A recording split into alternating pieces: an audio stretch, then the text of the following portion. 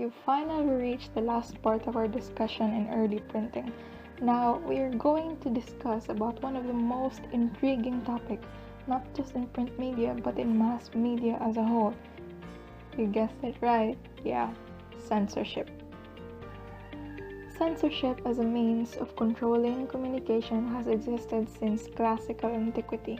However, it became increasingly significant in the beginning of the modern period, when printing was invented, which enabled the easy reproduction of texts in large quantities. The word censor came from the Latin word censere, which means to evaluate, to examine, or to check. The following are different methods of censorship, one of which is licensing and registration. Here, information is limited only to trusted groups who would agree to self-censorship in light of prior restrictions. Permission may be required to own a printing press, and in some countries, even ownership of a typewriter has been regulated.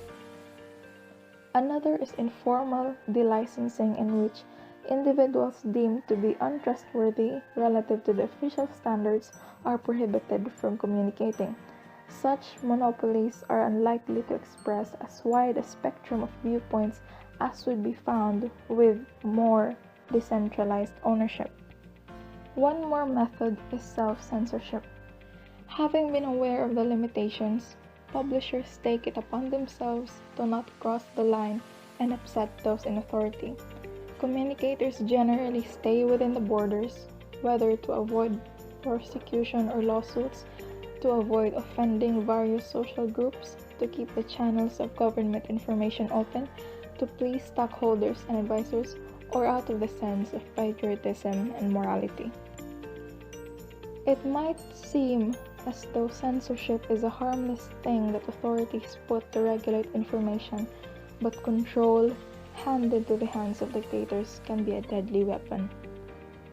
One of the earliest and most controversial cases of censorship was the execution of Socrates. Let me just break it down for you. In ancient Greece, citizens are forbidden to speak against the accepted norms. They are not allowed to talk of ideas that goes against their belief, or speak ill of their deities, which were incredibly important part of their community. According to the Encyclopedia Britannica, men could be penalized for saying things that offended public sensibilities, undermined common morality, or subverted the institutions of the community. On 399 BC, Socrates, this great philosopher, was forced to drink poison as punishment for breaching the censorship code.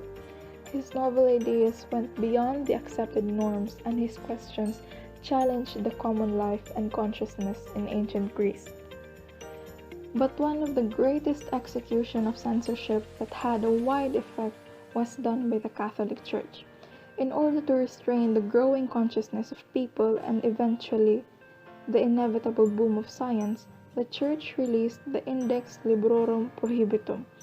This index contained a list of books that were forbidden by the Catholic Church. This began in the 15th century to the late 20th century.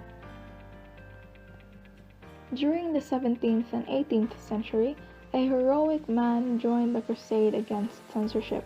His name was John Milton. He published his argument called Areopagitica in 1644. Milton believed that truth in a free and open encounter will be able to overcome error. His arguments in his book would become scholars' source in pushing for press freedom amidst political issues. In the United States, censorship was a major issue in the printing press as it was in Europe. One of the most famous cases were the Pentagon Papers, where the government sued the New York Times for publishing classified information regarding the Vietnam War. The New York Times won the case, and the other newspapers in the United States followed their lead on reporting the truth regarding the Vietnam War. Another significant example of censorship execution was seen in China around 231 BCE. Aside from limiting the access to public documents and other information, the oppressive government stamped out the influence of Confucius and other sages through a wholesome destruction of books.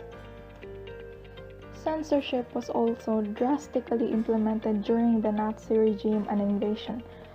From these ashes will rise the phoenix of the new spirit, Goebbels optimistically declared as the flames devoured massive funeral pyres of some 20,000 volumes of offensive books in Germany in 1933. Numerous book pyres were enthusiastically lit by the Hitlerjugend, the young members of the fanatical Nazi movement, growing stronger and gaining even more power in Austria and Germany during the 1930s. In order to cleanse the minds of people and society, any books written by Jewish author or communist was fed to the flames. Our very own country is also no stranger to censorship.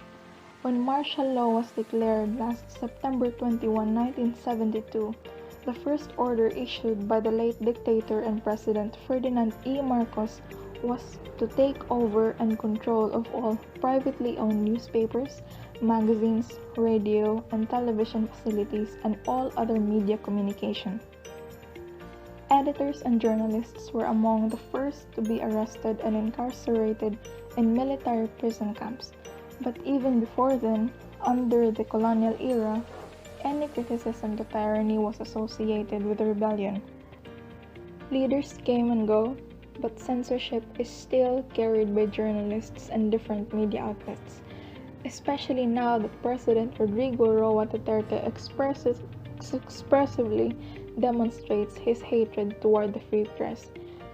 Press freedom remains a constant battle in the Philippines, as it ever was.